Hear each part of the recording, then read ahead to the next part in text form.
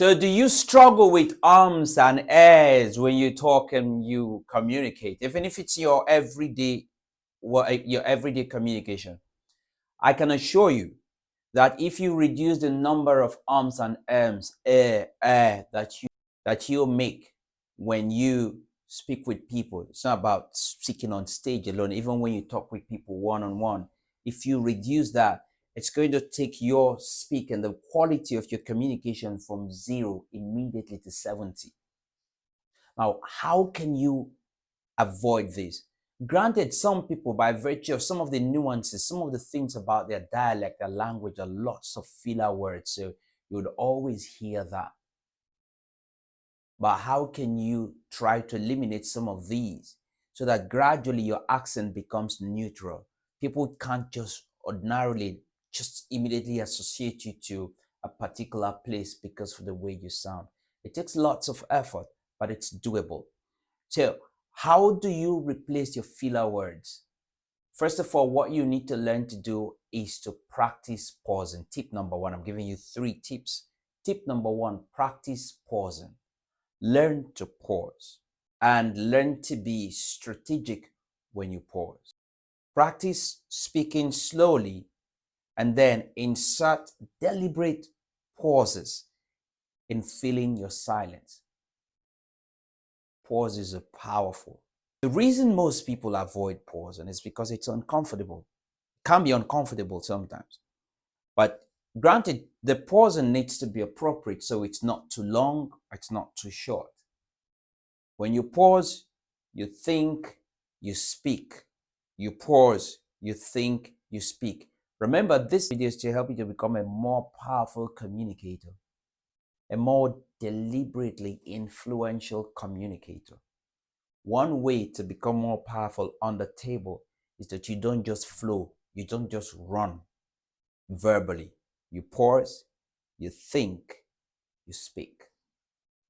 Tip number 2, how do you practice pausing, strategic pausing?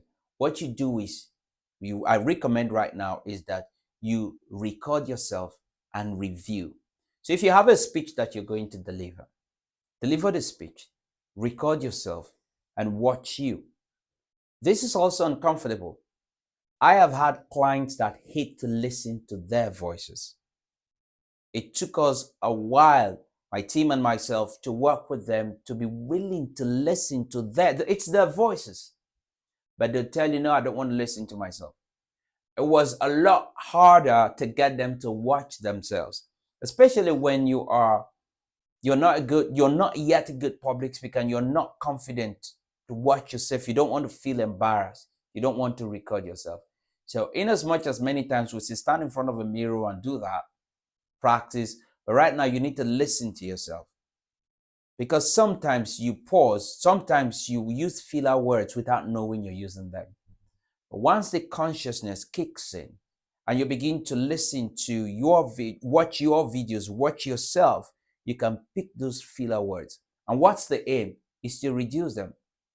This is so bad even with media people, radio broadcasters. They use certain words again and again, and it's as if it's okay, it feels cool, but the repetition becomes too much and it begins to disturb your ears. So to avoid that, you must learn to record yourself and then review your speech. That way, you can see the filler words and begin to take them out. So you want to reduce them. If the first time you probably had 60 filler words, yes, you can get that bad. You can get up to 50, 60 filler words. Your plan, your aim is to reduce the filler words to 50, to 40, to 30. It might take some time, but the more conscious you become, the stronger you become at communicating, the more confident you become at pausing strategically. So, like I said, do not feel embarrassed. It's okay even if you feel embarrassed, but it's a tip, a strategy. We've used it with various clients at different managerial levels, and it worked. Yes, first time embarrassing, but we've seen it again. And the reason I am sharing this with you is because we've tried it over time and it works. So try it. So tip number 3 is Tip number 3 is use speaking drills. So I want to give you 3 words for tip number 2 before I go to tip number 3. So the 3 words are record, review, improve. Record, review, improve. So I'll go over to tip number 3. Use speaking drills. Practice with tongue twisters. You can use tongue twisters in short speeches and focus on clear articulation without fillers. Because you want to learn, you want to loosen your tongue. You want to be more confident. You want to be more fluent. Sometimes you meet very difficult words you've never met before, especially when you're talking or maybe you're reading. It can be challenging. And sometimes you are on stage and you did not plan to use a word, but it comes into your head. And then you just want to use it, and then you figure out you can't really pronounce it. So practice improves your confidence, makes you become more powerful and more settled when you are communicating, whether it's a one-on-one communication, or maybe you're communicating with your teams, or maybe you're on stage talking to an audience. In any case, this helps you. So one way that can help you in this third tip is that you use tongue twisters so that you can become more clear. You can become clearer in your communication. So, all right. Now, when we say tongue twisters, what are we talking about? There are words that really kind of twist your tongue and they strengthen your articulation and reduce mumbling. And so one thing you can do is you start slow. I'm not an expert at that, but it helps me. Like sometimes I make it part of my morning ritual. And then as you start slow, you increase your speed and you continue to maintain clarity. I have a couple of them, like for instance, she sells seashells by the seashore. You understand? She sells seashells at the seashore. You see, it kind of twists your tongue. Red lorry, yellow lorry. Red lorry, so you can do it now. Red lorry, yellow lorry. So you can get that message. So you start slow. Red lorry, yellow lorry. Red lorry, yellow lorry. So you just keep doing that. It helps to loosen your tongue. That's a very popular one. Peter Piper picked a peck of pickled peppers. But you get the point.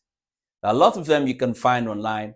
You can make them part of your morning rituals and learn to loosen your tongue, and that will help you to become more confident. Remember, the aim here is how can you avoid filler words, use strategic pauses, become more confident in your delivery so that you can impact your audience. It takes a lot of practice over time. Just keep doing these small things consistently and it will help you. You see, these tips, I hope they help you, and they help you to become more confident, more polished in your delivery. And so if you're ready to elevate your speaking skills, I encourage you to subscribe to this channel and grab my free guide below. And make sure that you share this video with someone that you think within your team or in your family or a circle of friends that you think can actually benefit from this video. So here we go. You've got your 3 tips in order to avoid those filler words. Until I come your way again, my name is Stallone-Obaraemi. My sincere desire for you is that you go on succeeding by becoming a better version of yourself. Bye for now.